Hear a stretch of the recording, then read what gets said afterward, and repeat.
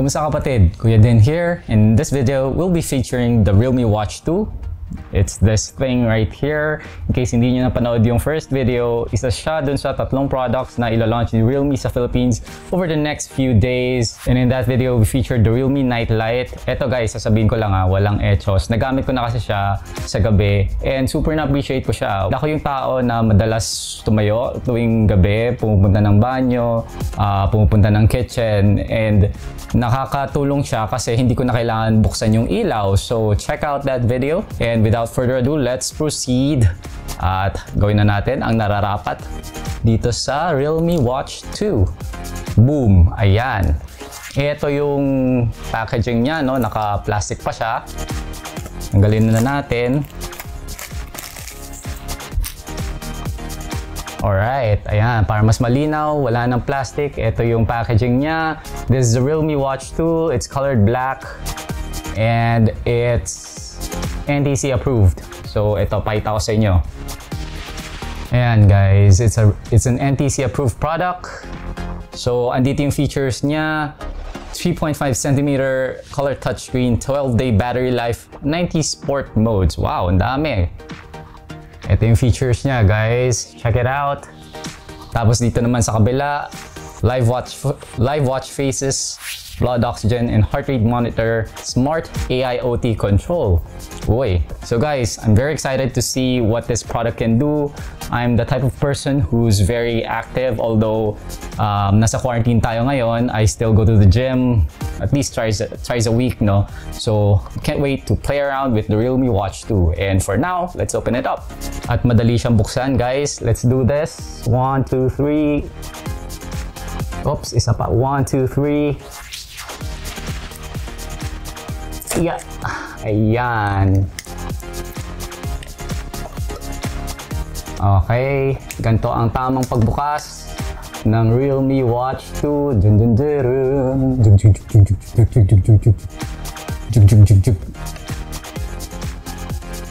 Punin natin to. Okay, so we have some documentation right here. Realme Watch 2 User Guide. Mga kaibigan, sa mga nagbabasa dyan, tayo hindi nagbabasa. Warranty card. So huwag niyong tutularan si Tech Kuya.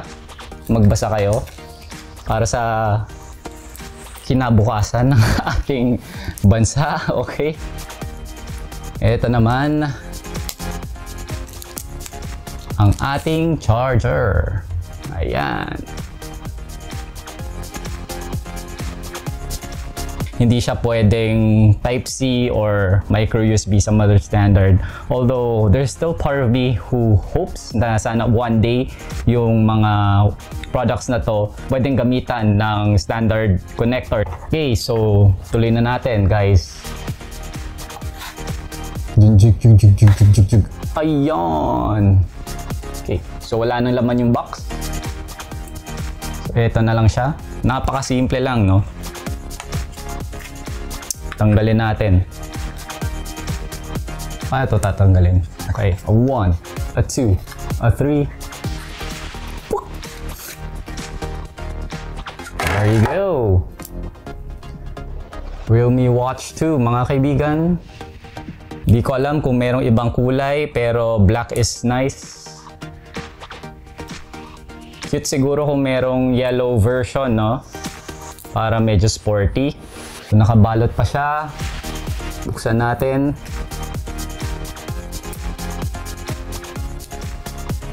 Okay, in 3, 2, 1.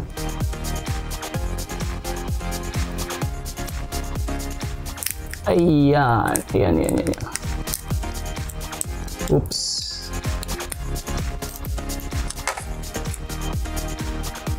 Diyan. So, ito yung likuran ng ating Realme Watch 2.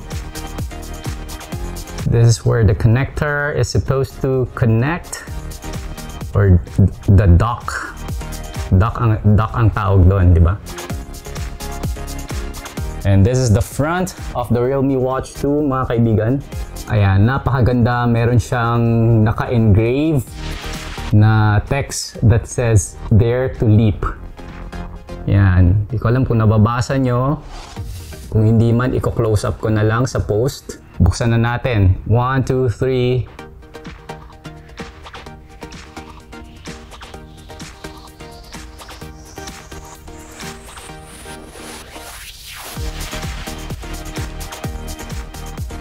Ayan.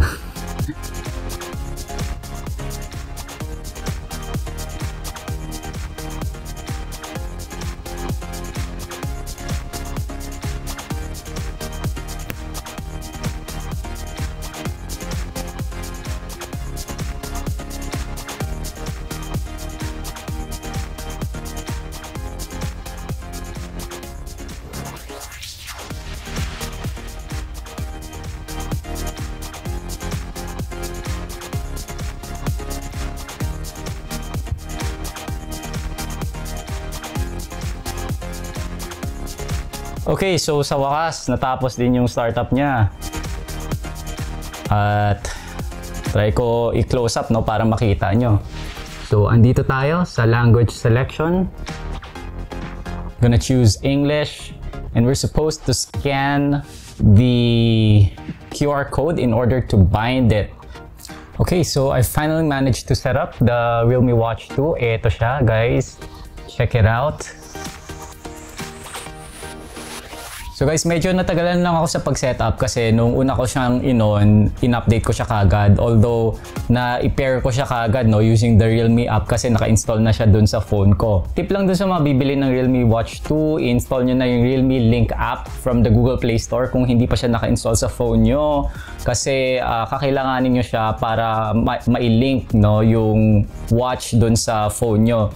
Although may lumalabas na QR code by default pagka in-on nyo siya kahit wala kang app, pag skinan mo yung QR code, it takes you to a different app. Realme Store yung app. Ibang app yun ha. Ang kailangan nyo is Realme Link. So hanapin nyo siya sa Google Play Store. I'll try to link it in the description box para hindi nyo na kailangan mga pa. So anyways, like I said, medyo natagalan ako sa pag-setup ng Realme Watch 2 kasi in-update ko siya and that update process took around 15 to 20 minutes. And after that, dire-diretso naman na. So bilang isang moderately active person, ang mga features na hanap ko sa isang watch or fitness band ay yung sleep tracker, yung step counter, yung calorie counter, tapos maganda na rin yung may blood oxygen level para na-monitor yung health mo. Doon pa lang sa fact na itong Realme Watch 2, meron siyang blood oxygen meter, benta na siya sa akin. Tapos it also helps na malaki yung watch face niya. Although it doesn't take up the entire screen, no? Parang may maliit na bezel pa rin or gap dun sa top and bottom portion of the Realme Watch 2. Kung gusto nyo ng isang watch that takes up the entire screen or the entire face of your watch, check out the Realme Watch 2 Pro. Yun naman, mas malaki yun. 1.7 inch yung display nun. So isa pa sa mga na-appreciate ko dito sa Realme Watch 2 is the charging mechanism. So although hindi siya standard, ang maganda dito is that it's magnetic and it'll automatically align itself para mag-charge. Kung hindi siya naka-align, halimbawa, hindi sakto yung pagkakaposisyon ng pins, hindi mo siya maidadock. I'll demonstrate it right now. So, andito yung watch, tas andito yung dock. Tignan nyo yung mangyayari, di ba? Hindi siya aligned, hindi siya nagko-connect. So you have to rotate. Ayan, no? So you have to rotate it bago siya mag-connect. Ayan. So kusa siyang magro-rotate para mag-align yung pins dun sa tamang posisyon nung dock. So ang kinaganda nito, hindi ka na masyadong mangapa para lang ma-connect yung dock or para lang ma-charge yung Realme Watch mo. The other thing that I appreciate about the Realme Watch 2 is how easy it is to swap yung bands. You can easily take it out with this mechanism right here. So ganito lang siya, guys. All you have to do is pull on this pin right here, tapos bibigay na yung band niya. So i-demonstrate ko siya sa inyo now. Okay, pull natin. Ayan, tanggal na siya. O diba, napakadali lang. Tapos yung pagbalik, ganun lang din ulit. Ipupull nyo lang, tapos it'll snap in place. So isa pang na-appreciate ko sa Realme Watch 2 is the availability of watch faces. So marami siyang style na naka-preload dun sa mismong watch. Pero kung hindi nyo type yung mga preloaded styles, pwede ka pumunta sa app, tapos dun sa app mismo, pwede mong i-download yung watch face na gusto mo. And may nakita naman ako na gusto ko. Ito, papakita ko siya sa inyo. So ayan ang watch face na nagustuhan ko.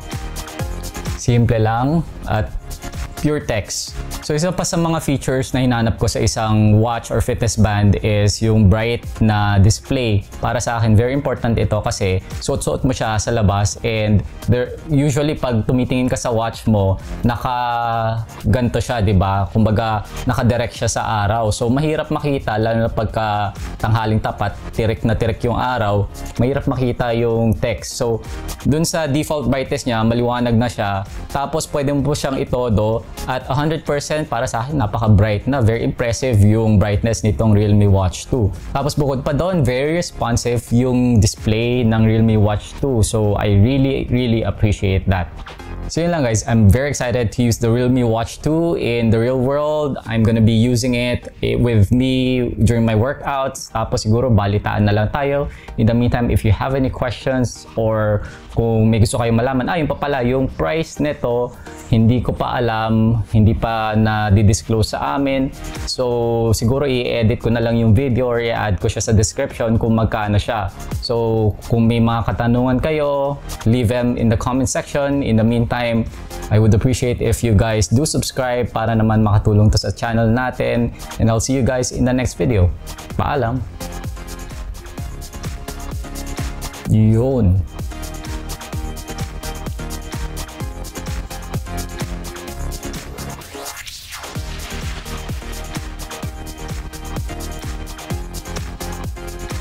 Nice.